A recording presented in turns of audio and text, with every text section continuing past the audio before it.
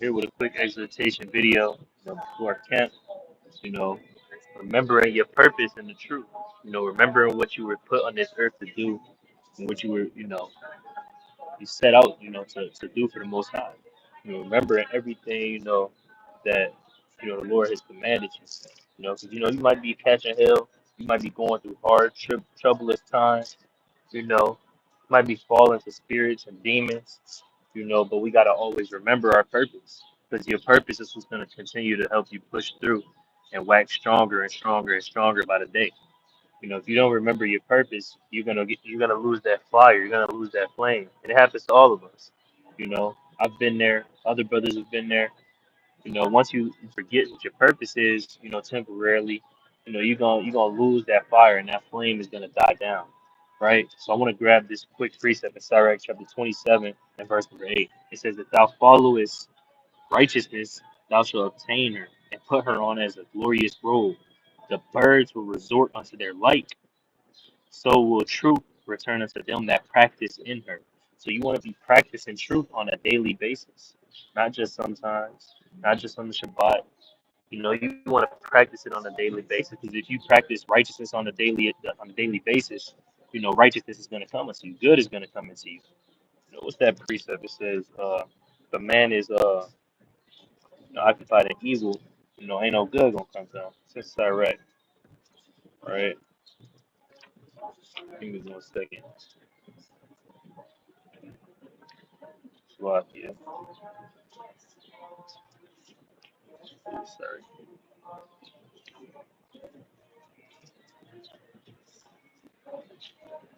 All right, here you go. Here you go. One of those, of course. It's Sirach 7:1. It says, "Do no evil, so shall no harm come unto thee." Right. So when it says that if you're gonna follow righteousness and you're gonna practice in her, right, it's saying that it's gonna be more good to come to you, right? More blessings, more, increase, more growth as a man or a woman in this truth when you practice and you follow after righteousness. So that's the purpose that you need to remember. You can't just, expect, a reward just every single time that you do good with the Most High. You should have unconditional love for the Most High and for your people. Unconditional love is where you don't expect anything back. You just love that person, and you just do for that person because of the love, right? And the brother just put the precept in there, Sirach 12 and verse number 3. It says, "There can no good come to him that is always occupied in evil, nor to him that giveth no alms." Right? So if you're not following after the righteousness, why would you expect any good to come after you? Why would you expect anything? Why would you expect growth in the spirit? Why would you expect, you know, you know, for you to know this many breakdowns or this many precepts? Or why would you expect for you to be stronger when it comes to fighting off, lust or concupiscence or hatred or anger or, slothfulness? Why would you expect any kind of increase in any sort of field that you are in this truth, that you're dealing with, when you're always letting yourself be occupied in it anyway? If you allow yourself to be occupied, how you gonna learn how to fight? You know, we always think that the truth is, the Most High just supposed to say poof every time you pray, and now you got a demon on your back. No, it's gonna come through time. It's gonna come through effort. It's gonna come through falling. It's gonna come through praying. It's gonna come through fasting. It's gonna come through a lot of, occupation. Occupying yourself to finally overcome things, right? It's gonna take a lot of following righteousness to finally overcome those demons, to finally become the man and the woman that you want to be. You gonna get impatient with people. You're gonna get mad at your husband. You're gonna get mad at your wife. You're gonna have a lot of demons that you're gonna get troubled by. But you gotta follow that righteousness, right? You gotta make sure that you're not letting yourself be occupied with that. Let's go to the book of Luke, real quick, chapter 19, and verse number 13. Right?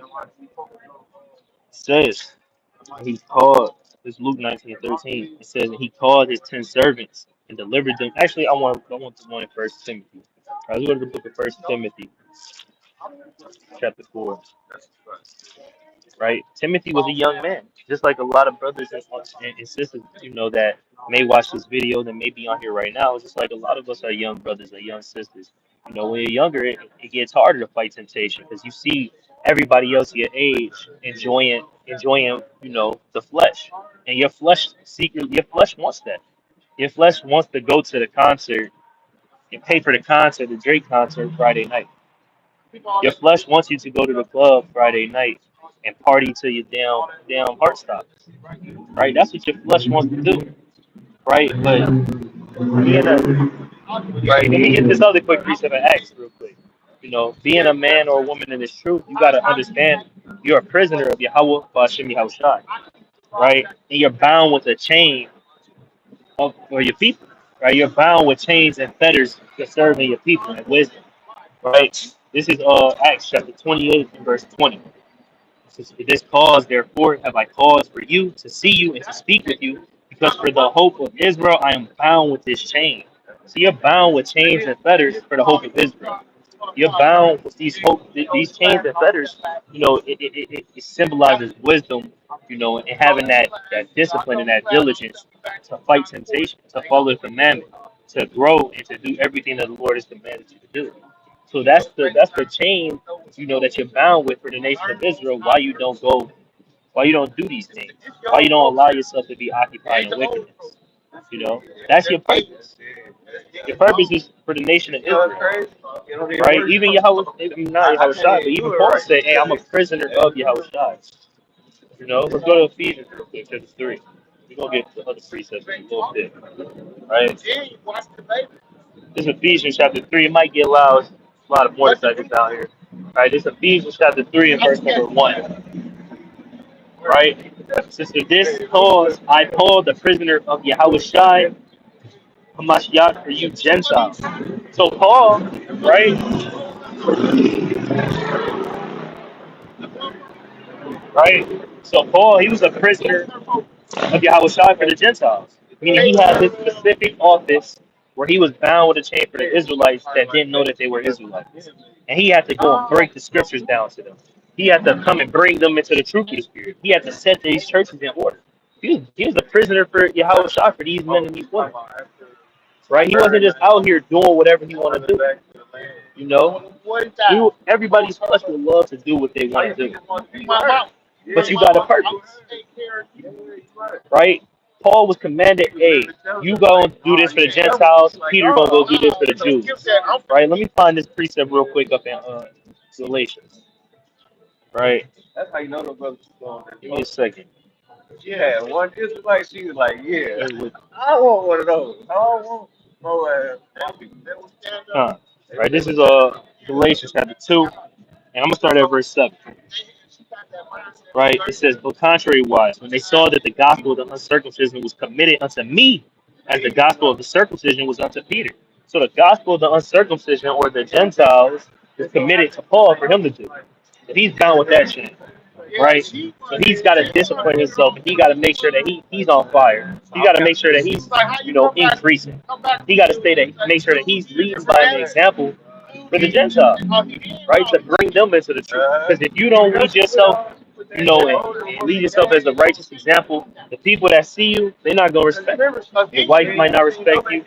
Your siblings might not respect you. Your family not going to respect you. Because you're not bounding yourself with these chains.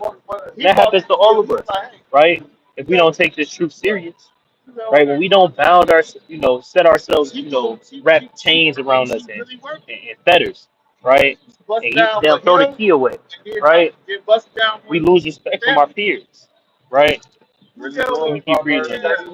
Right. It says, for he that wrought effectually and Peter to the apostleship of the circumcision, the same was mighty in me toward the Gentiles. Right? It says, right?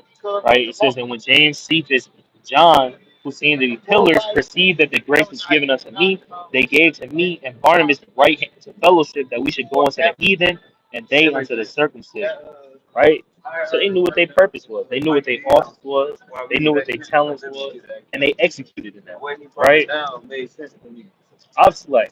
Brothers in this video that's watching this are Slack. Sisters are Slack. It's gonna happen, but you gotta rededicate yourself. And that come with fasting. That come with praying. That come with patience and faith. Actually, you can't get in the spirit if you don't have faith. Right. So let me get this real quick in First Timothy now.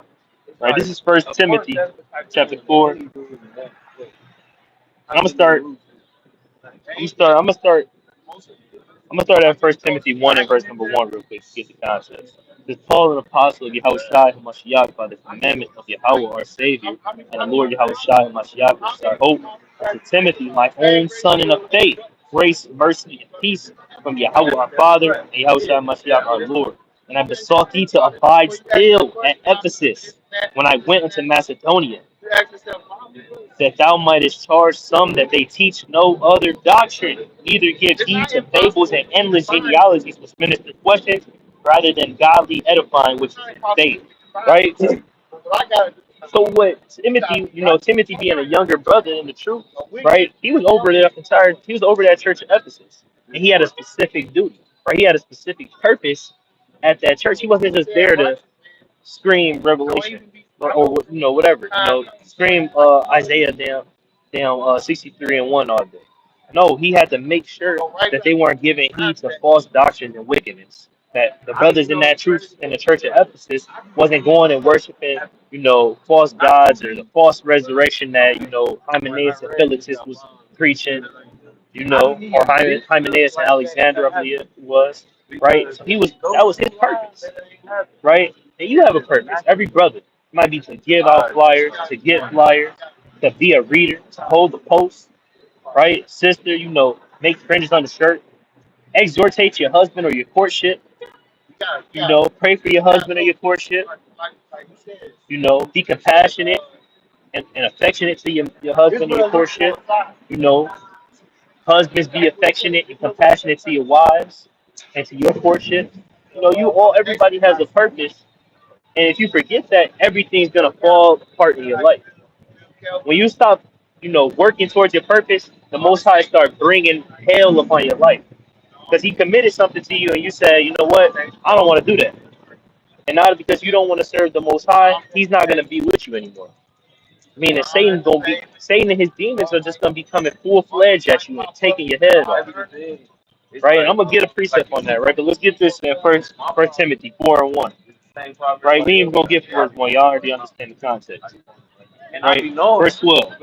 Right? It says, let no man despise thy youth, but be thou an example of the believers in word and conversation, in charity, in spirit, in faith, in purity, till I come. Give attendance to reading, to exhortation, to doctrine. Right? So he's supposed to be an example to all these older men in the truth, all these older sisters, everybody that might have been in the truth for even longer than him, right? Because he wasn't always in the truth growing up. His father was a Greek. When you read Acts the 16th chapter, I want to say, right? His father was a Greek. His mom and his grandmother raised him up into the truth to be a mighty man, right? But this is what he was supposed to have to do, right? He was supposed to give attendance to reading, to exhortation, to doctrine, right? To make sure that everybody was occupied in the truth of Yahweh Bashem Yahweh Shai, right? To make sure ain't nobody going around believing in, that the resurrection had passed. To make sure that ain't nobody believing in the gods of Thessalonica, the gods of Ephesus, the Greek gods, right? That's what he was set there to do. To make sure that people wasn't believing in, I'm gonna get some of the examples of the other things that they was believing, right? Forbidding, this verse 3 in 1 Timothy 4, forbidding to marry and commanding to abstain from meats which God has created to be received with thanksgiving for them which believe and know the truth. So you have men out there, they were saying, hey, you can't drink wine, you can't marry, you can't eat meat, you got to stay away from all these things. And it was causing people to fall away from the faith, right? So he was called to bring down those strongholds in the church of Ephesus, to make sure that they don't fall away. You had churches that fell away and went off, like Church of Galatia, right? Eventually they got it in order, but at one point they were getting bewitched. When you read Galatians the 3rd chapter, they fell away and they were believing in that we were living under the law again, right? So let me keep reading, right? 1 Timothy 4:14, right? It says, neglect not the gift that is in thee, right, which was given thee by prophecy, the laying on the hands of the presbytery. Meditate upon these things. Give thyself wholly to them, that thy profiting may appear to all. Right? So he said, Meditate on these things that I'm telling you that you need to do. Right? The reading, the exhortation. Make sure that you're bringing out these false doctrines. Making sure that you attend to the office that was commanded, for you to do by another man through the spirit of Yahweh Bashem Yahushai. Or you got to meditate on those offices, right? Meditate on those gifts. Think about them and be like, you know what? I'm not going to neglect these things. If I neglect these things, I'm subject to demons because I'm not occupying myself in the work of Yahweh Bashem Yahushai. Right? So let me get this quick precept. All right, let's go to Sirach. Right, the classic 25. I believe it's 25. No, I want to say 33. I don't want to be around you. Yep. This is Sirach 33 and verse number 25. Right, it says, if thou set 27. It says, send him to labor that he be not idle, for idleness teacheth much evil. Set him to work as is fit for him. If he be not obedient, put on more heavy fetters. You know? So everybody that's in this live, they probably know this precept already. But you got to meditate on this precept and remember, hey, this is how I remember my purpose, right? Because the Most High sent you to labor and do whatever it is that you're doing in the truth, right? For you to be, get away from those things, for you to actually, build up your riches in the kingdom of heaven, right? That's what the Most High did that. You got brothers like Naquan, you got brothers like Ariah, right? They over a whole bunch of other things. That's their offices. And they're going to be diligent in those things day by day, right? So that other things, could prosper in the body. Not only in the body, but, in the nation of Israel, right? This is Yahushua's business, right? And if they slack in one field, right? They slack in one field, other things start to fall apart, right? You got this for the precept.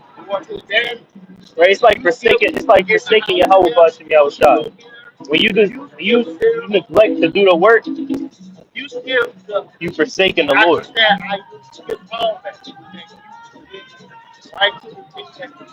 Right? This is Second Chronicles, chapter 15 and verse number 2. Right, Second Chronicles 15 and 2. It says that he went out to meet Asa. It said unto him, Hear ye me, Asa, and all Judah and Benjamin, the Lord is with you, while ye be with him. And if ye seek him, he will be found of you. But if you forsake him, he will forsake you. So the Most High doesn't walk away from your life until you walk away from him. And the way you walk away from him is by stopping doing the things that you were supposed to be doing. For some people, they might not have, a lot of talents and, or things committed unto them.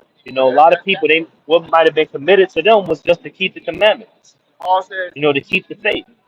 But once they forsake that, the Lord forsakes them and their life gets harder and harder.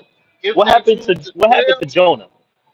Right? Let's get that. What happened to Jonah when he tried to walk away from everything that was committed to him? Let's go to that. Right? And this is something we forget in the truth. Because you get tired, your flesh gets weak, you just want to take a break. You want to chill with your wife, you want to chill with your husband. As soon as you start taking that break, you give yourself, say, I'm going to take a week off from fasting. Now you got a legion on you. Now you got this woman or this man hitting up your line saying, hey, I want to come see you. Oh, I want to do this with you. And now you're going to fight that demon without wisdom and knowledge, without Yahweh Bashem Yahushua on your side. That happens to people, right? But let's go to this in Jonah. Right? This is Jonah chapter 1 verse number 1. It says, now the word of the Lord, right? Now the word of the Lord came unto Jonah, the son of Amittai, saying, arise, go to Nineveh, that great city, and cry against it, for their wickedness has come up before me. So Jonah was supposed to go to Nineveh to rebuke the wicked, to tell them to repent and get right with the Most High. The same way, there's certain brothers out here that's, committed to going out to labor for the Lord on highways and byways. Or you got some brothers, they might not do that, but they might go, and make videos on Instagram or videos on YouTube. They might make digital flyers, You know, but hey, Jonah was committed to going and doing this. This was his office. This is what he was commanded to do. This was his purpose in the truth.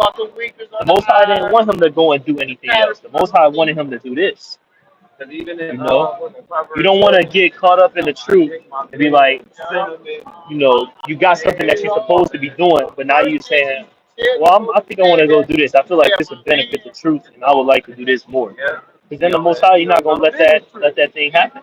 He gonna bring that down, right? If it's not of the Most High, it's gonna get overthrown, right? It says, but Jonah rose up to flee unto Tarshish from the presence of the Lord, and went down to Joppa. He found a ship going to Tarshish, so he paid the fare thereof, and went down unto it, to go with them unto Tarshish from the presence of the Lord.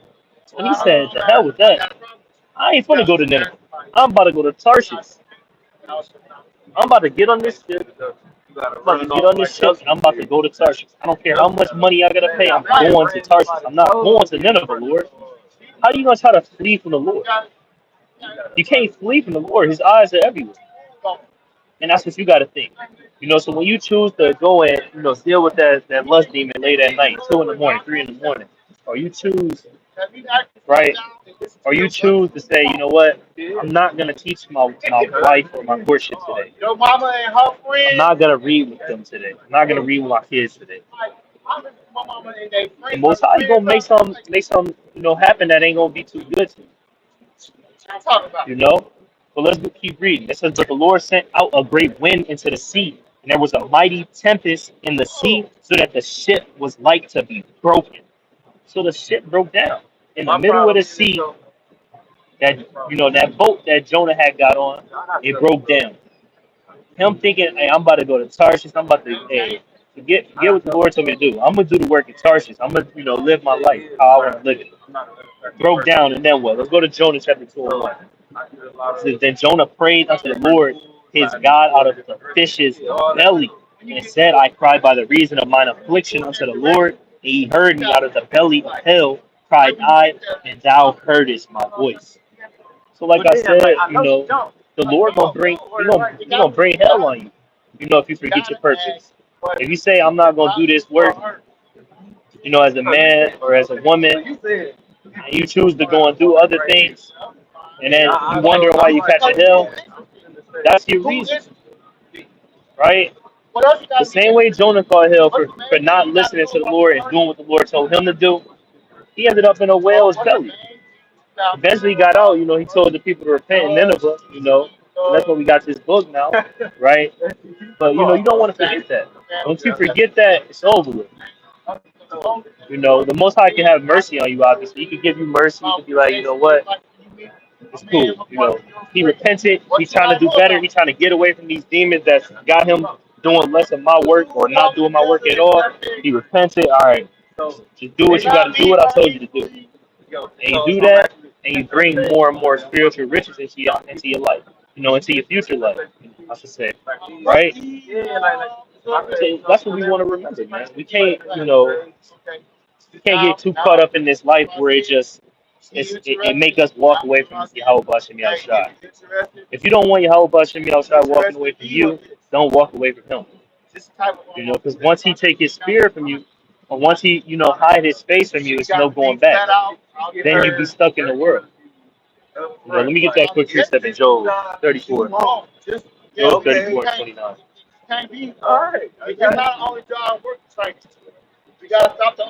Right? This is Job 34 verse 29. It says, when he giveth quietness, who then can make trouble? And when he hideth his face, when he hideth his face, who then can behold him? Whether it be done against a nation or against a man only. Right? So the Most High he can hide his face from anybody he wants. If you don't want to serve him, he's going to hide his face. Right? That happened to the entire nation of Israel. We see today. The whole entire nation of Israel, we're in this captivity. We have these curses upon us. So-called white man has put on our necks because we walked away from the Lord. We forsook the Lord, so he forsook us. He turned his head against us. And he caused us to be afflicted. Until we start to repent, remember our purpose, and fully walk with him. right? But people want rewards for serving the Lord, right? People want physical rewards for serving the Lord. They want notoriety. They want money. They want women. They want a husband. They want all these different things just for serving the Lord when that's not what it's about. You should think of the spiritual things, man. That's what it's all about. Right, so let me get this quick precept to close out in a little bit. Right, this is Luke chapter 17 and 10. It says, so likewise ye shall have done all those things which are commanded you. Saying we are unprofitable servants, we have done that which was our duty to do. But everybody that's in this truth, they have a purpose. They have a duty that was commanded them. Whatever office it was, whatever talent it was given, who was given. That's your duty to do for the Most High, and you gotta do it. Imagine if Yahweh Shai, knowing what his purpose was when he came to the earth and said, you know what, I'm not gonna bear this cross. I'm not gonna do this. What if he said, I'm not gonna die on this cross? I'm not doing this for this people. He said, I'm not going out and I'm not teaching the people. I'm not telling the people to repent and kingdom is at hand. Imagine how I did that. You'd be dead right now. You'd be a dead man walking right now if Yahushua didn't do that. But he understood his purpose. And that's why he's the prime example, that you're supposed to follow. You're not supposed to follow man. You're not supposed to look at some wicked leader in the nation of Israel, or some wicked man in this world and say, hey, that's my example of what I'm gonna be like as a man or a woman. Right? Sister shouldn't look at Joyce Meyer and be like, I'm gonna beat Joyce Meyer. She's my example. I'm gonna beat down. Let me think of a man. I'm gonna beat LeBron down, James. No. Yahweh Shai is the man that you should look at and be like, you know what? I want to be like that man. Paul is a man you want to walk like Paul. You want to walk like Peter. You want to walk like those men. All right, let me get this quick precept real quick before I get to 1 Peter. The 2 Peter. Let's get Philippians chapter 3. Because Paul said that, man. Right? This is Paul. I'm tripping. This is Philippians chapter 3 and verse number 17. Brethren, be followers together of me and mark them which walk so as ye have us for an example. So he said, hey, be a follower, together of me, right? The way I'm serving the Lord, this is how you want to serve the Lord. Use me as an example. Because who am I following? Who is Paul following? He's following the steps of Yahweh Shai. Right? So let's go to this in 2 Peter. I want to say, might be 1 Peter.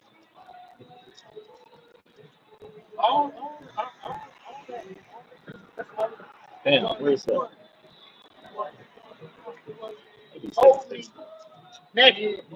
Give me 1 second. I'm just thinking like how smooth of a process that would be even setting up. God. 1 Peter chapter 2 this is my last precept. Right? 1 Peter chapter 2. And I'm going to start at verse number 21. Right? It says, for even hereunto were you called.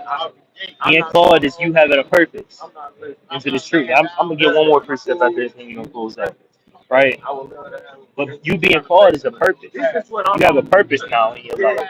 Before when you weren't called to the Most High, you had no purpose in this life. You were just a wicked man or you were a wicked woman. Right? It says because Christ also suffered for us, leaving us an example that ye should follow his steps. Right? That's what it's about. It's about following the steps of Yahweh Shai. Right? That's your example.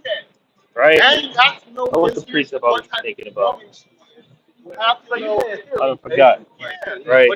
But that's the whole purpose, man, of you being in the truth. Right? It's just for no other reason but for you to follow the steps of Yahweh Shai. Oh, that's the precept I was thinking of. And to serve your people, be a servant unto the nation of Israel. Whatever way that may be. Not everybody's called to do the work on the highways and byways. Not everybody's called to do videos. Not everybody's called to do the same thing as everybody I else. heard that before, Everybody has a purpose. You had. Let me get. I got plenty of examples. Let's go to the book. Right. Let me get an example. I'm going Right. again. Let's go to Romans I'm real going quick, to. chapter 16. I don't care if she think I'm pushing. I'm here to keep her. I don't care how close she is to me. That's yeah, I think so. That's the problem. Right. Let's go That to Romans chapter 16. I'm gonna start at verse number 3. It says, "Greet Priscilla and Aquila, my helpers in Hamashiach Yahushua." So this is for all the husbands and wives out there. The He courtships, said, at a matter of a fact, man and woman courting each other. you just be Hey, cold. y'all right? So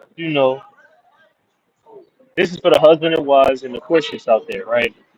Priscilla and Aquila were a husband and wife that was serving the Lord together. You know. So he says, "Greet Priscilla and Aquila, my helpers in Hamashiach Yahushua, who have for my life laid down their own necks, unto whom not only I give thanks, but also all the churches of the Gentiles." And when it says that they laid down their necks, I mean they risked their lives for the truth. They risked their lives not only for Yahweh Bashem Yahushua, but for their brethren, Paul and all the other laborers and sisters, right? So they laid down their necks. They knew their purpose, and they said, "You know what? We willing to risk our lives, together." Let me get another example of Priscilla and Aquila, right? We go to First Corinthians chapter 16, right? Other things that they did, because they might not have been, they was actually out there teaching. Let me get that real quick in Acts, right? They were teaching people as a married couple, right? I want to say Acts 18. I want to say, all right, come on. It's the book of Acts, chapter 18. And I'm going to just start at verse number 1. It says, "After these things, Paul departed from Athens and came to Corinth and found a certain Jew named Aquila, born in Pontus, lately come from Italy with his wife Priscilla, because that Claudius had commanded all Jews to depart from Rome and came unto them." Now we're going to drop down to verse number 24. It says, "And a certain Jew named Apollos, born at Alexandria, eloquent man and mighty in the scriptures, came to Ephesus. This man was instructed in the way of the Lord, being fervent in the spirit. He spake and taught diligently of the things of the Lord, knowing only the baptism of John.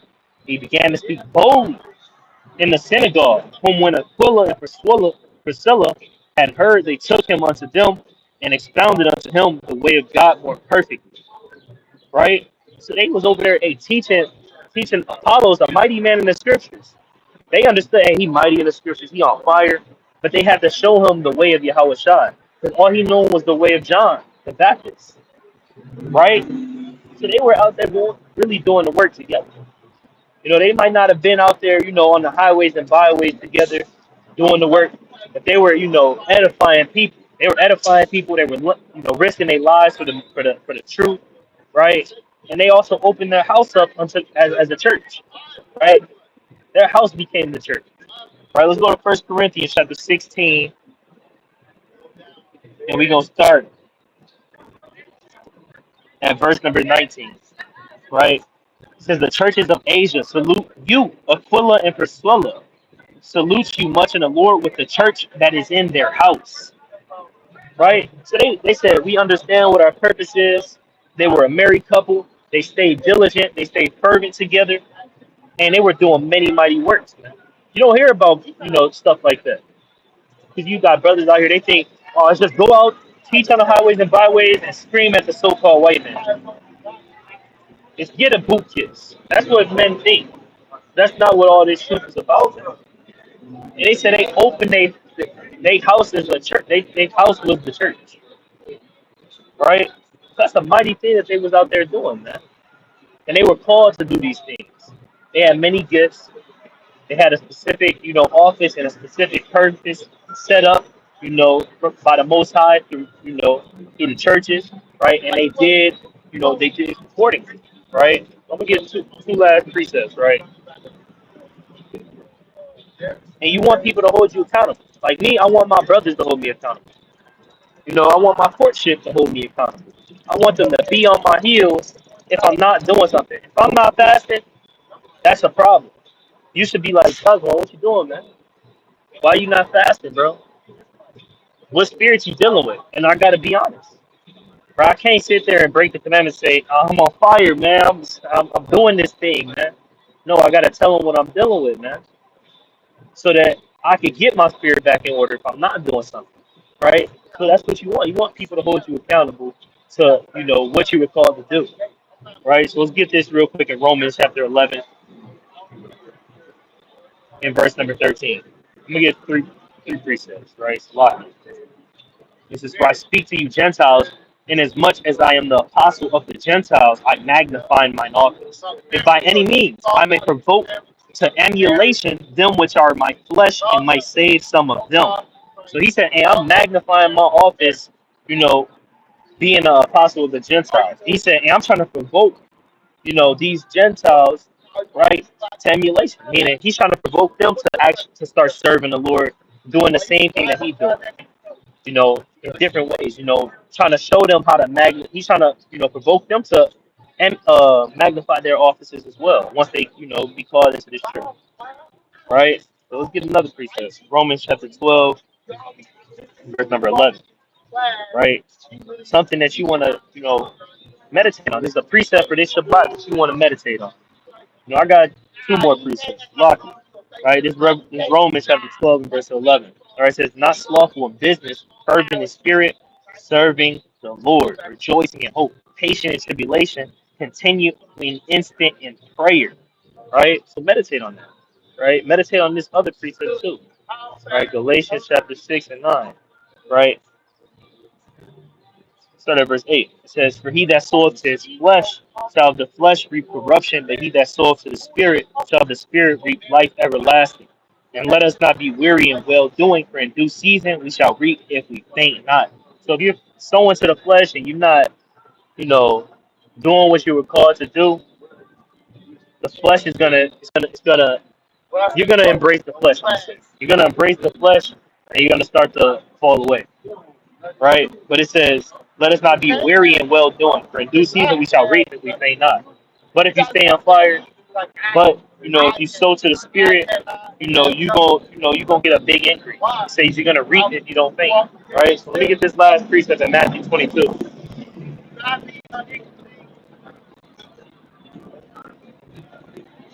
Right, this is Matthew 22 and 14. It says, for many are called,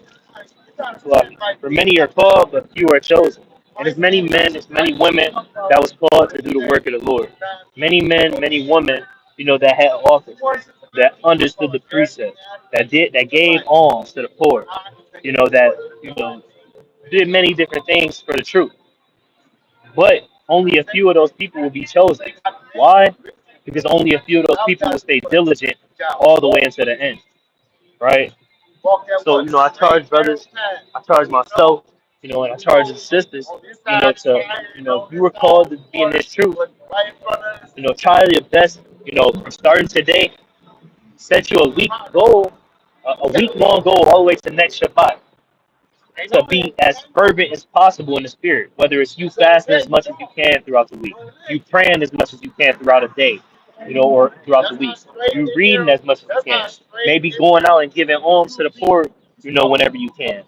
Whatever it is, I charge brothers, sisters, and myself to be as fervent as possible and sow to the spirit as much as possible, from today all the way till next Saturday, and then continue on with that. Don't just give up after a week, but y'all get my point, right? But with that, I'm gonna give all honor, glory, and praise to Yahweh, Hashem, Yahweh Shai, Shalom.